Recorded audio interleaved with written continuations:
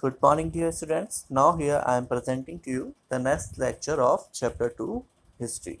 In our previous chapter we had discussed the topic Splendid Temples and Bronze Sculpture, यानी किस तरह से early ancient time में शानदार मंदिरों का और बहुत सारी ब्रॉन्ज की मूर्तियों का निर्माण किया जाता था, जिसको हमने अपने लास्ट लेक्चर में डिस्कस किया था. Our today's topic is agriculture and irrigation. अब हम जानेंगे कि उस समय में कृषि और सिंचाई की क्या व्यवस्था हुआ करती थी. Okay, now let's continue. Many of the achievements of the Cholas were made possible through new development in agriculture. Chola वंश के राजाओं के द्वारा एग्रीकल्चर में भी कई सारे प्रयास किए गए.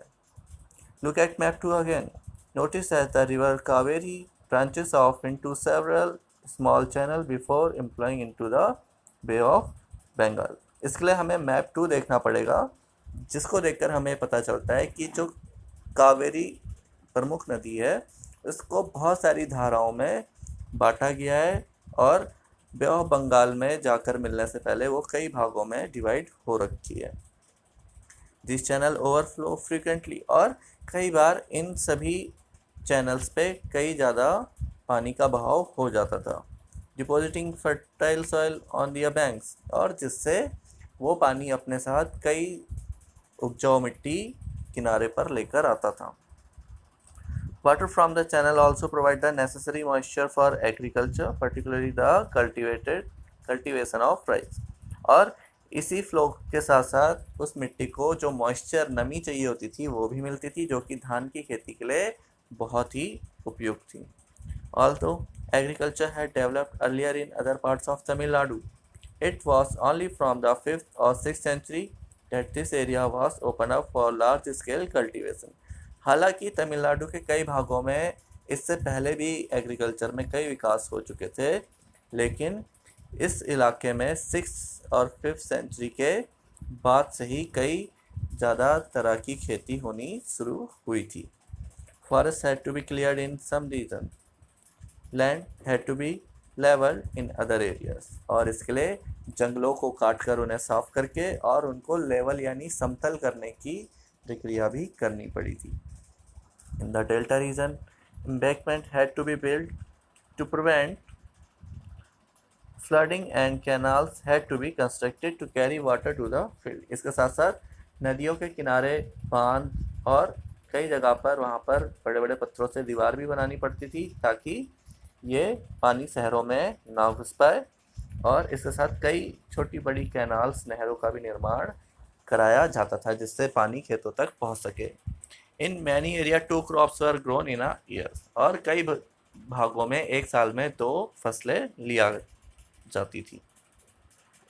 इन many cases it was necessary to water crops artificially, और कई जगह पर जो वाटर क्रॉप थे उन्हें आर्टिफिशियली भी उगाया जाता था. A variety of method were used for irrigation, और इसके लिए सिंचाई की अलग अलग विधियों का यूज़ किया जाता था. इन सम एरियाज वेल्स वर डग, इसके लिए कहीं पर कुएं खोदे जाते थे. In other places huge tanks were constructed to collect rain water, और कहीं कहीं पर बड़े बड़े टैंक बनाए जाते थे जिनमें बारिश का पानी इकट्ठा हो सके. Remember that irrigation work required planning, organizing labor and resources, maintaining these works and deciding on how water is to be shared. और हमें यह भी याद रखना चाहिए कि इरिगेशन के काम के लिए कई तरह की प्लानिंग, लेबर का ऑर्गेनाइजेशन और रिसोर्सेस का भी सही तरह से मेंटेनेंस बहुत ज़रूरी होता था, और पानी को किस तरह से शेयर किया जाए ये भी बहुत इम्पोर्टेंट था. Most of the new rulers as well as people living in villages took an active interest in these activities. और इस कामों में उस क्षेत्र के शासक और आम जनता भी अपना सहयोग दिया करती थी. Now the administration of the empire. अब इस समय में किस तरह से वहाँ पर शासन व्यवस्था होती थी, प्रशासनिक व्यवस्था होती थी, इसको डिस्कस किया जाएगा. How was the administration organized? अब वहाँ पर प्रशासनिक व्यवस्था किस तरह से ऑर्गेनाइज थी. Settlement of regions known as tour became prosperous with the spread of irrigation agriculture, और इरिगेशन का जैसे जैसे सिंचाई व्यवस्था वहाँ पर मजबूत होती गई, वहाँ के पीजेंट जिन्हें उर कहा जाता था वो भी काफ़ी समृद्धशाली होते गए। Group of such villages form larger unit called Nadu, और इस तरह के विलेजेस के ग्रुप को नाडू कहा जाता था। The village council and the Nadu had several administrative function including dispensing justice and collecting tax. और इस तरह के विलेज काउंसिल में बहुत सारे एडमिनिस्ट्रेशन वर्क किए जाते थे, जिसमें कि न्याय और टैक्स कलेक्शन से लेकर सभी तरह के वर्क हुआ करते थे। Rich peasants of the Vela caste exercised considerable control over the affair of the Nadu under the supervision of the central Chola government। और जो अमीर घराने के लोग थे, जो मजदूर थे, वो नाडू के जो भी कार्य होते थे उनको चोला गवर्नमेंट के अंडर सुपरवाइज किया करते थे। The Chola king gave some rich land owners title like Muvendavelan a Velan or peasant serving 3 Kings.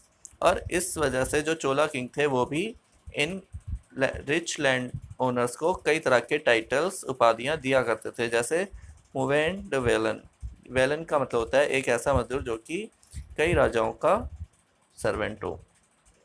Ariar chief as market of respect and entrusted them with important office of the state at the center।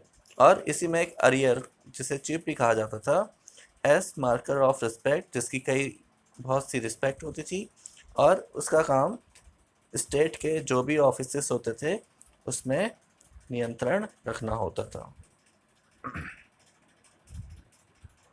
Now this is for today. In our next lecture we will discuss about the types of land and the further reading. Okay, what is your homework? That complete your previous lecture learning and read it out once more time. If you have any doubt and confusion, you can ask me. Okay, thank you. Have a good day.